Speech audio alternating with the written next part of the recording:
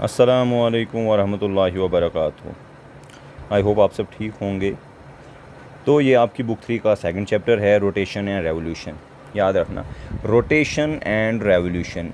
What does rotation mean and what does revolution mean. Rotation creates days and nights, ठीक है, और revolution की वजह से क्या होता है, सीजन्स बनते हैं, ईयर्स बनते हैं। तो रोटेशन के बारे में अगर हम बात करें, the circular motion of the earth on its tilted axis from west to east called rotation. याद रखना, रोटेशन वेस्ट से ईस्ट की तरफ होती है।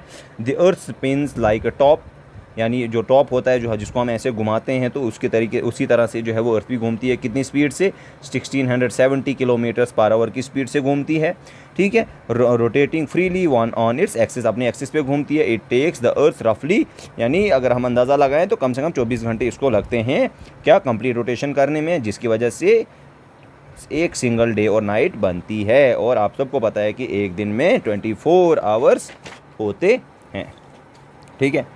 इफेक्ट ऑन ऑफ द, अच्छा, इस अर्थ रोटेशन का इफेक्ट क्या होता है।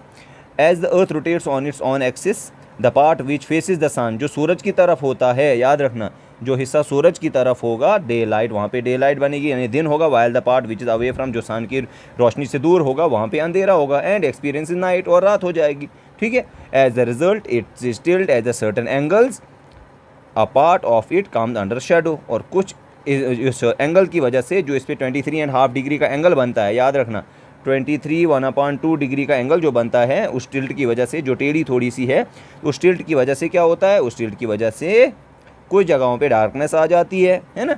ए part of it comes under the shadow, the shadow falls in such a way that a line seems to separate day from night, और यही शेडो जो है एक लाइन बनाता है, जिसकी वजह से दिन और रात अलग हो जाते हैं। और इसी लाइन को, this line is known as line of illumination, इसको लाइन ऑफ इल्यूमिनेशन कहा जाता है, ठीक है।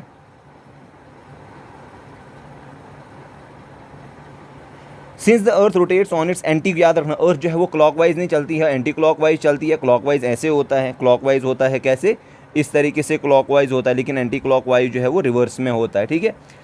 उसके अलावा direction, the sun rises in the east and sets in the west, हम सबको पता है सूरज ईस्ट से निकलता है और वेस्ट में गुरूब होता है। The length of the day is measured from sunrise to sunset, और सनसेट से, सनराइज निकलने से और सनसेट डूबने तक जो है वो दिन मेजर किया जाता है।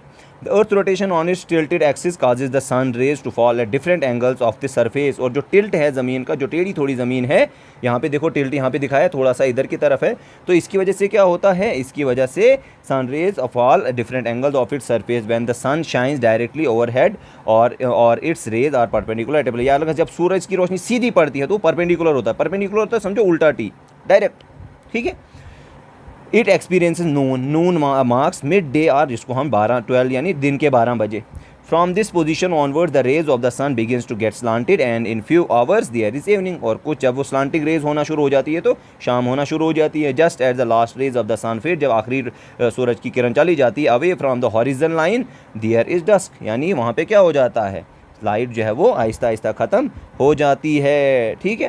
When the sun sets below the horizon when we experience darkness which is called night, और जब वो रोशनी सारी ख़त्म हो जाती है, उसके बाद हम अंधेरा जो है वो एक्सपीरियंस करते हैं।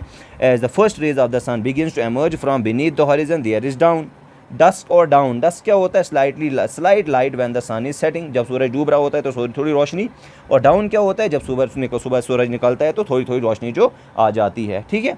As the sun rises above the horizon its bright rays bring in the morning and the darkness of the sky vanishes, और आखिरकार क्या होता है कि जब सूरज की रोशनी निकलती है तो मॉर्निंग हो जाता है, यानी सुबह आ जाती है, अंधेरा जो है वो ख़त्म हो जाता है, और आसमानों में जो है वो उजाले, आसमान और ज़मीन पर उजाला फैल जाता है। Thank you.